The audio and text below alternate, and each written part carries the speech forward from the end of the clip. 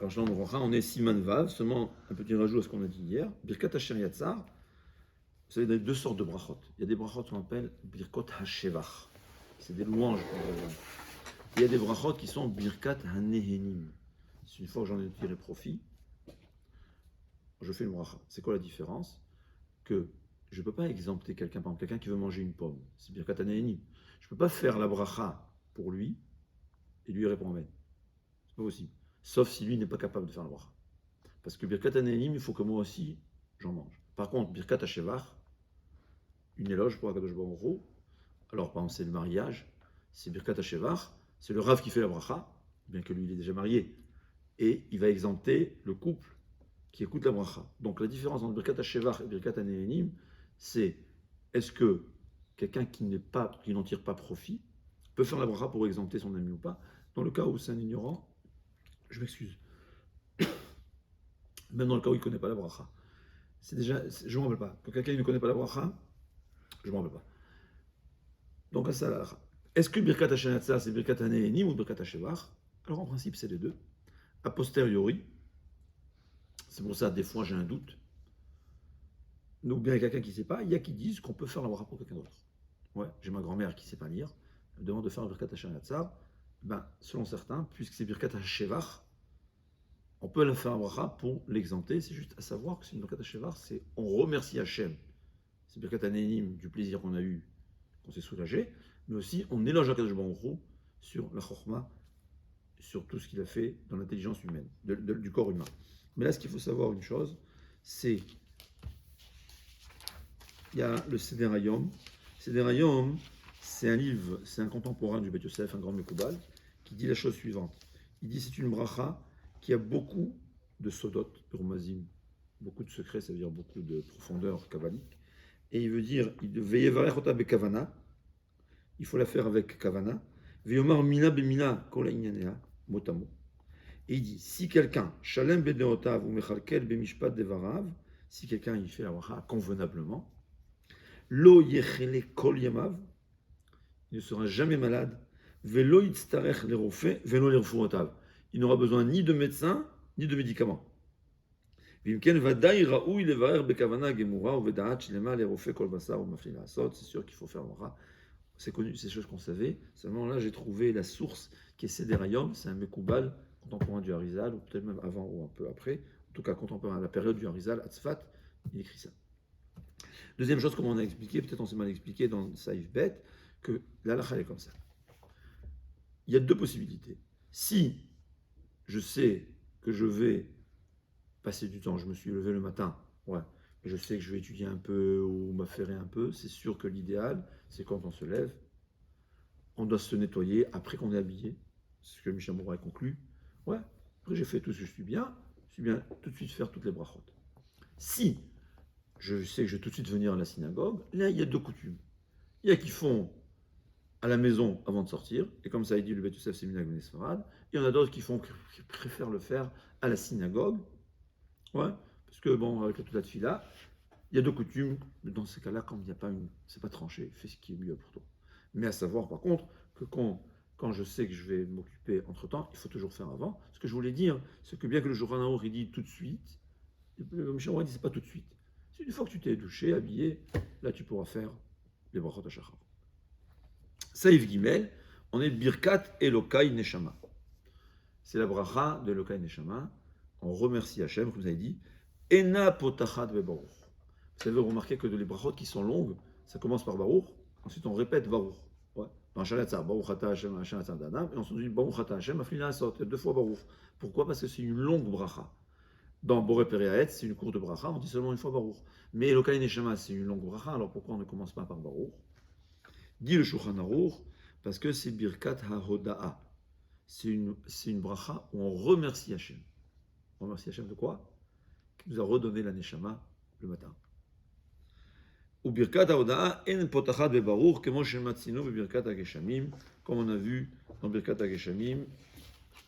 C'était, j'ai oublié de vérifier, je crois que Birkat HaGeshamim, c'est quand il manquait de pluie, et ensuite, tout d'un coup, bon, Hashem et la pluie, on va faire il y a une hoda à faire, on fait par Nishmat Kol Chai, on te remercie pour chaque goutte que tu as donné. Et cette bracha ne commence pas par Baruch, elle se termine seulement par Baruch.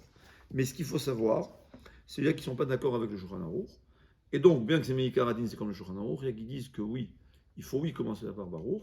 Et donc, pourquoi on ne dit pas Baruch? Parce que Elokai Neshama est suivi, est précédé de Asher Yatzar. C'est la raison pour laquelle il vaut mieux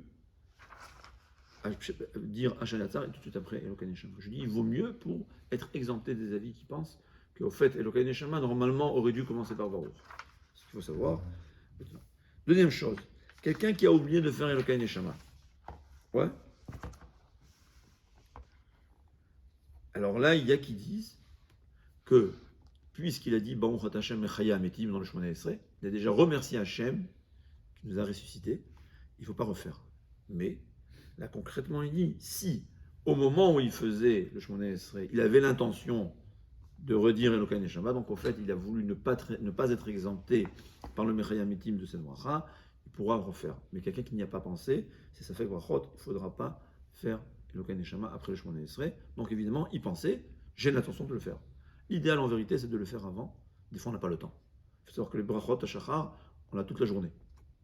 Il y a qui disent que la dernière bracha l'avant-dernière bracha, qu'on remercie Hachem quand on s'est réveillé, une fois qu'on est fatigué, on ne peut pas le dire. Mais tous les autres brachot, on peut le faire toute la journée. Mais il faut savoir qu'il y a des avantages. Par exemple, Birkat Torah, il vaut mieux faire avant. Donc, j'ai pas le temps, je me dépêche. On va faire ce qu'il faut faire important. C'est Al-Netilat Yadayim, parce que d'après le Roche, c'est la bracha qu'on fait avant la tefila. Asher Yatzar, parce qu'il ne faut pas attendre, comme on verra. Je suis aux toilettes, il faut aller le plus tôt possible. Elokai Neshama, comme on a vu que c'est une marloquette. Et Birkat Torah aussi, c'est mieux de faire avant. A posteriori, il faut savoir, même s'il n'a pas fait, il est vraiment pressé, je ne sais pas comment c'est possible, mais disons, c'est un débutant, ça prend beaucoup de temps pour faire la bracha, on peut tout faire après. Ouais, après jusqu'à quelle heure de la journée? Pardon? Jusqu'à quelle heure de la journée on peut faire? Toute la journée. Sa seule bracha qui est problématique, c'est Amaravir Revleshena Menak.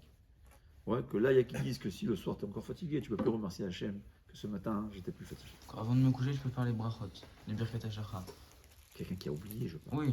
Quelqu'un a oublié, Mais il peut faire, sauf Amaravir Revleshena, que si je me souviens, c'était problématique. Ok. Saïf Dalet. Yesh Nohagim, il y a un minhag pareil, et c'est un minhag que la femme de Raphaël Kanevski, une grande sadéquette, ils avaient l'habitude, les femmes, ils arrivaient tôt, et comment ils faisaient, c'est quoi le minhag? Un, il fait les birkot hashachar, et tout le monde répond Amen, ainsi à tour de rôle. Ouais. Choser echad me'onim, ça veut dire, il y a un, il fait les brachot, tout le monde répond Amen, et ensuite, il y a un de ceux qui ont entendu, il recommence à faire Choser echad me'onim, Amen, ou mevarech, ve'onim acharam Amen, keseder hazeh, osim, kol otam sha'ar Amen, anotechila. Ils sont un groupe, chacun à son tour, il va faire toutes les brachot, et tout le monde répond Amen. Il y a qui disait que c'est un problème, pourquoi? Parce que le premier, il a fait la bracha. Quand l'autre a répondu Amen, c'est comme s'il a été exempté. Et s'il a été exempté, il ne peut pas refaire la bracha. Mais il dit En le'ar'er alehem, velomar shekvar yatz'u be'amen she'anu techila. On ne peut pas dire c'est mauvais, c'est un problème, parce que quand on a répondu Amen, on a déjà été exempté de la bracha. Pourquoi? Parce que celui qui fait la bracha, il n'a pas l'intention d'exempter les autres. C'est juste pour faire, on verra pourquoi. Et celui qui a écouté aussi. Et va filou, même si celui qui fait la bracha, il voulait exempter les autres, celui qui a entendu ne voulait pas être exempté parce qu'il avait l'intention de refaire la bracha. Et pourquoi il faisait ça? Parce qu'il faut savoir, c'est important que chaque jour on ait 100 brachot, 90 amen, 4 kedushot, et combien de barichou, je crois 3 barichou. Ouais. Et 7 kaddish aussi. Kaddish, c'est intéressant, d'après le Nigla, pas d'après le Mekoubalim, c'est 7 Kadishim, Sheva, Bayom, Hilal, Ticha. D'après les Mekoubalim, le Kafachaim, il ramène, il marloquette, est-ce que c'est 12 ou 13 Kadishim par jour? C'est pour ça que les Svardim ont l'habitude de faire beaucoup de Kadish. Ouais, c'est d'après la Kabbalah. C'est quoi? C'est que chaque jour, c'est un diamant. Ouais. Il y a des diamants, c'est des diamants, mais il y a des fois un petit point à l'intérieur. Ouais, nous on veut des diamants le plus propre possible. Ça vaut aussi beaucoup, hein. Mais il ne faut pas que ce soit clair. Mais au final, le compte, il est 13 Kaddish. Hein. On les a, les 13 Kaddish, au final. Entre Mincha, Shacharit, Arvit. En principe, oui. Mais des fois, on rate Mincha, des fois, on rate Shacharit. Alors, 7, moi, je fais attention, très attention, parce que c'est d'après le Nigla, c'est plus important. c'est les 7, c'est important. Arba Kedushot, c'est quoi les 4 Kedushot? Kadosh dans le les 2 de Yotzer. l'Amida et les 2 de. Ouais, c'est ça. Kadosh dans le Yotzer, 2 de l'Amida et Ovalétion. Pourquoi? Non. A2 d'Amina avec Mitra. Mincha, ouais. Donc on a terminé Siman Vav, on commence maintenant Siman Zain. Din levarer birkat asher yatzar kol hayom acharat arat maim. Là on a parlé de asher yatzar le matin. Vous allez être étonné, il y a qui pense qu'on fait asher yatzar. Je ne vais pas redire, je dis pas de mémoire, j'espère que je ne me trompe pas, qu'il y a qui pense qu'on devrait faire asher yatzar le matin même si on n'est pas parti aux toilettes. Ah oui, j'ai entendu ça aussi. Non. Comme ça je me rappelle, on verra. Ils sont pas, parce que malheureusement il y a des gens qui sont malades à Hashem Yerachem, et c'est avec un cathéter, quand est-ce qu'ils vont faire? On verra. Alors il dit kol hayom. Là, alors là, on va parler de Asher Yatzar le matin, qui est apparemment spécial. Et là, on va parler à dire Asher Yatzar. Voilà, c'est sur la page. Zaïd, c'est Asher Yatzar toute la journée, après être allé aux toilettes. Il parle Hatalat Maïm, c'est les petits, mais c'est aussi la même chose. Kol Hayom, dit le Shulchan Aruch, Kesheoset Tzrachav, Ben Ketanim, Ben Gdonim, les petits ou les grands, mais Varer Asher Yatzar. Il doit faire un Yatzar, aval, pas un Netilat Yadayim. Il peut besoin de faire la bracha de un Netilat Yadayim. Afim Rotse l'ilmod Olet Miad, bien que lui, ce qu'il veut, il veut étudier ou prier, quand même, on verra, il doit se lever les mains, surtout si elles sont sales, mais il n'aura pas à faire la bracha de un Netilat Yadayim. Hagad, il aura Hayu Yadav Menuch Nachot, Sheshivshev Bahen, Afilo Achin Omavach Netilat Yadayim. C'est pas seulement s'il était aux toilettes et ses mains sont propres. Même si ses mains se sont salies, quand même, qu'il a une obligation de lever les mains, il n'aura pas à faire la bracha Asher Yatzar. Alors dit le Shulchan Aruch, dit le Mishnah Berurah, quelqu'un qui a oublié de faire un Asher Yatzar, combien de temps? Alors, il faut savoir que le Mishnah Berurah est dans un autre endroit, il faut faire le plus tôt possible. Le Mishnah Berurah, il dit toujours, parce qu'on risque d'oubli, personnellement, je pense, je ne sais pas si j'ai vu écrit, mais c'est ma sensation. On remercie dès qu'on a reçu le cadeau. Je t'offre un cadeau, c'est quoi l'idéal? Tu dis merci tout de suite. Si tu attends 10 minutes, si tu attends 2 jours, hein? C'est pas joli. Non seulement c'est pas joli, la Oda'a, le cœur, il est plus fort sur place. Quand tu m'offres le cadeau, je suis content. 2 minutes après, je suis moins content. C'est comme ça que je comprends ce que le Gemara a dit, ce que j'ai compris dans la Gemara. J'ai pas vu écrit, mais je pense que c'est ça le pshat. C'est toujours bien, toujours les brachot. Birkat Amazon. Tu es rassasié, tu es content. Mais non, tout de suite la bracha. Alors, c'est vrai que techniquement parlant, le Mishnah Berurah il dit, parce qu'on risque d'oublier. Donc c'est pour ça qu'il faut toujours faire tout de suite. Mais je pense qu'il y a aussi une raison. Quand le fer, il faut forger le fer quand il est chaud encore. C'est comme ça. Tu es là avec ta Oda'a. D'abord, et en plus, c'est vis-à-vis de la personne qui fait la bracha. Il a plus de remerciements au moment même, et vis-à-vis de celui qui reçoit.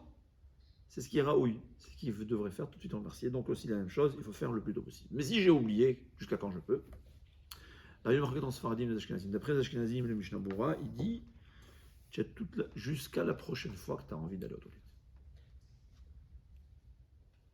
D'après le Kaf HaChaim, une demi-heure. D'après Rav Ovadia, 72 minutes. Ouais. Personnellement, je ferai comme Rav Ovadia, 72 minutes. Non, celui qui veut être mahmir, 30 minutes. Ce qui est intéressant, si tu vois que ton ami vient de sortir des toilettes, ouais, alors il fera la bracha et tu vas être exempté. C'est l'idéal. Mais en tout cas, d'après les Ashkenazim, c'est tant qu'il a besoin. Maintenant, s'il a besoin, encore une fois, tout de suite. Alors là, d'après le Mishnah Berurah, ou même d'après nous, quand il avait une demi-heure, passé la demi-heure, et 20 minutes après, il a encore une nouvelle envie, eh ben, il ne pourra pas refaire. Là, il y a une discussion, que ça veut dire une nouvelle envie. Il y a qui disent qu'il faut qu'il ne puisse pas se retenir 72 minutes. On verra qu'il y a plusieurs niveaux d'envie, on va dire. L'envie qui est problématique, c'est qu'il ne peut pas se retenir le temps de marcher 4 km. D'après le calcul, ça fait 72 minutes. Ouais, c'est marcher doucement. Donc, s'il peut se retenir 72 minutes, il y a qui disent que bien qu'il ait encore une envie, il doit refaire la bracha. Il doit faire encore un Asher Yatzar. Là, l'Acha, plus une marloquette, il dit, le Mishnah Berurah, que dès qu'il a encore l'envie, tu ne peux plus remercier Hachem sur ton soulagement que tu as eu il y a 2 minutes, puisque maintenant, tu as encore besoin. C'est comme quelqu'un qui est affamé, il peut faire la bracha sur ce qu'il a déjà mangé. C'est comme ça, la bracha charona. C'est pour ça que, dit le Mishnah Berurah, donc tu as toute la journée, sauf si une nouvelle envie. Maintenant, une autre question. Voilà. Et qu'est-ce qui se passe, quelqu'un qui a de la diarrhée? Alors là, il dit comme ça. Si il se sent soulagé, même qu'il sait que dans 10 minutes, il aura une nouvelle envie. Ouais, c'est dans le Mishnah Berurah, Seif Ketan Bet. Non, pas Jude lui-même. Voilà, c'est le Mishnah Berurah. Même puisqu'il est soulagé, il doit faire le bracha.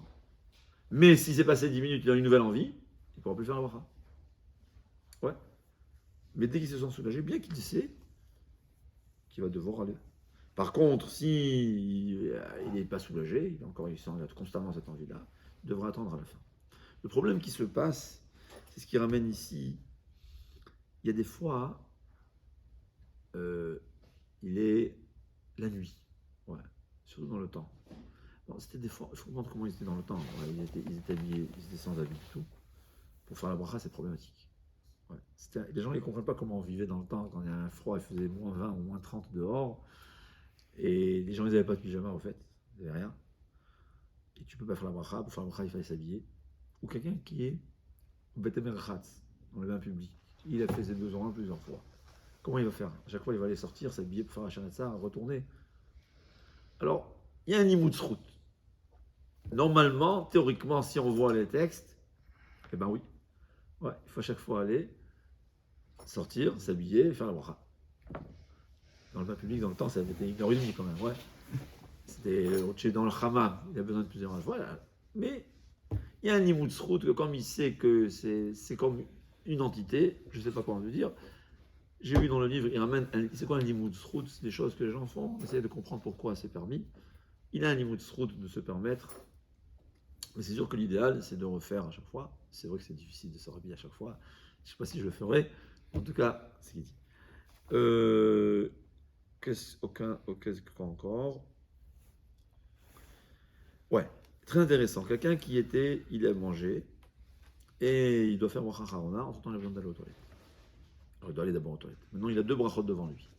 Asher Yatzar et Borone Fashot ou Ala Mechia. Quel bracha il va faire la première? Shahatzar. Pourquoi? Parce que c'est la dernière action qu'il a faite. Alors il dit, parce que Tadir Vesheno, Tadir Kodem, une bracha fréquente, une bracha qui n'est pas fréquente, bon. On fait la bracha fréquente. C'est-à-dire, la bracha qui est fréquente, elle est considérée comme une bracha plus importante qu'une bracha qui est moins fréquente. C'est la bracha à faire. Hashem Yerachem, quelqu'un qui est malade et cathéter, ce qu'il appelle, quand est-ce qu'il va faire la Shanatzar? Alors ici, il ramène quand on lui change les appareils. Parce que c'est un moment, apparemment ça sort constamment dans le temps. C'est pas ça cathéter, je crois. Je sais pas comment ils appellent ça. Comme ça ici, là, je sais pas. Ok. Ouais, tiens, donc peut-être. En tout cas, malheureusement, ceux qui se font parfois opérer, je sais pas comment ça s'appelle. Mais en tout cas, alors il dit quand on lui change la machine. Ouais. Et quelqu'un que non, par exemple, il ne peut pas aller aux toilettes, alors je crois, hein, ce que j'ai vu, moi j'ai perdu où j'ai vu ça, qui fait la bracha le matin, une fois par jour.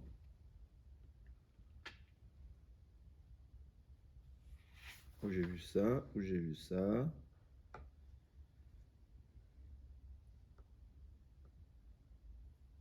Top. Il faudra revoir, j'espère qu'on va revoir ça ensuite, je vais retrouver. D'accord? En tout cas, il dit Edin Maïn Velo Chef, s'il a fait ses besoins et il ne s'est pas sali les mains, Afalpi Shetzarich Levarech Asher Yatzar, bien qu'il doit faire une bracha. Et normalement, on n'a pas le droit de faire une bracha avec les mains sales, puisque là, ses mains sont propres.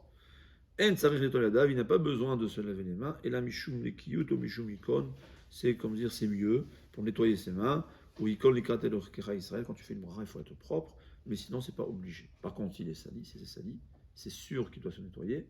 S'il n'a pas d'eau, alors si c'est juste des petits besoins avec du sable, il peut se laver. Et sinon, il faut vraiment, bon, je pense, c'est des gens dans le champ, il n'a pas de papier hygiénique, je ne sais pas comment il a fait. C'était ça le cas, il faut comprendre. Ouais. Donc il n'y a pas de papier hygiénique, et donc il est vraiment sale. Là, il ne pourra pas faire la bracha jusqu'à qu'il se nettoie convenablement. Ouais, j'ai une question par rapport, pas trop avec là, par rapport au cours qu'on avait fait il y a quelques semaines sur les toilettes et tout.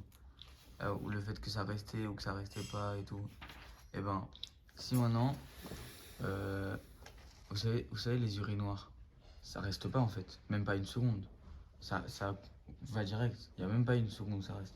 Alors est-ce que là, il y a un problème de dire des paroles de Torah ou de me faire une silate quand on passe sa main dessus? Intéressant, comme tu dis. Intéressant. Est-ce que les urinoirs, c'est-à-dire dans les toilettes actuelles, c'est un safek. Les poskim, Oui, un mais doute. ça reste un petit peu. Parce que ça reste un peu. Mais là, dans les urinoirs, tu dis ça reste encore moins que peu. Ça reste rien, c'est une pente, ça reste rien. Ça coule de suite. Voilà. Mais bon, c'est quand même un endroit où tu les as. C'est très possible que si c'est propre, eh ben.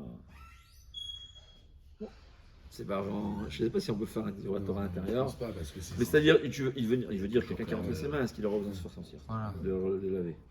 Ouais. Eh oui. Moi, je pense pas. Tu as raison, c'est une bonne question, très intéressant. J'ai pas vu cette question, pas vu la question. Allez, on va terminer. Combien de temps on va juste terminer. Ouais.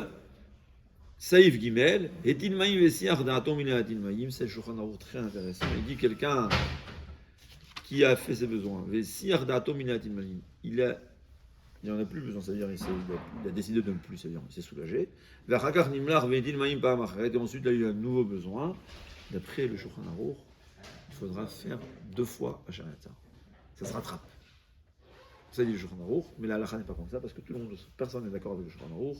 Ça fait que brachot les hakel. Mais les poskim me disent quand même, si tu peux, fais la bracha sans Shem Hashem.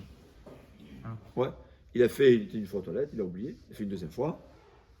Alors on fait une fois avec Shem Hashem, la deuxième fois on refait sans Shem Hashem, ou bien si tu peux écouter de quelqu'un, parce que quand même le Beth Yosef il pense qu'il faut se rattraper.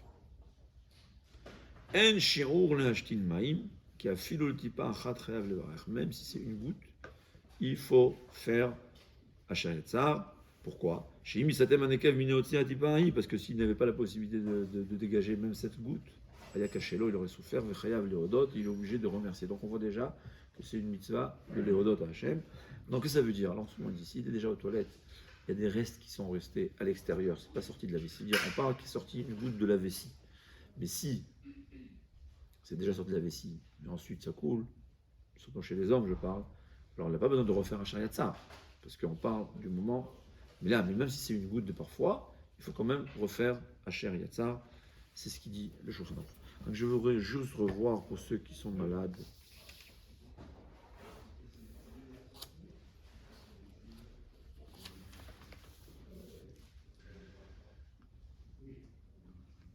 Très intéressant.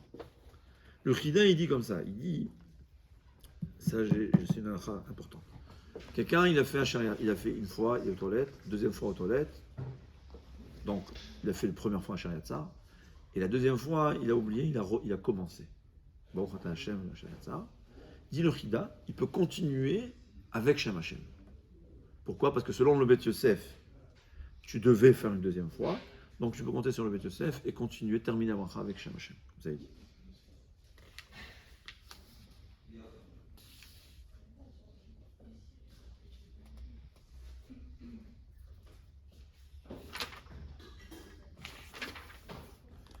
Je ne me rappelle pas où j'ai vu pour le cathéter. En tout cas, quand tu changes le cathéter, enfin la machine, tu veux dire, c'est un moment où il arrête de rejeter les excréments, là, il devra faire un chariot. Et sinon, j'ai vu, il fait ça une fois par jour, le matin. Batzlacha,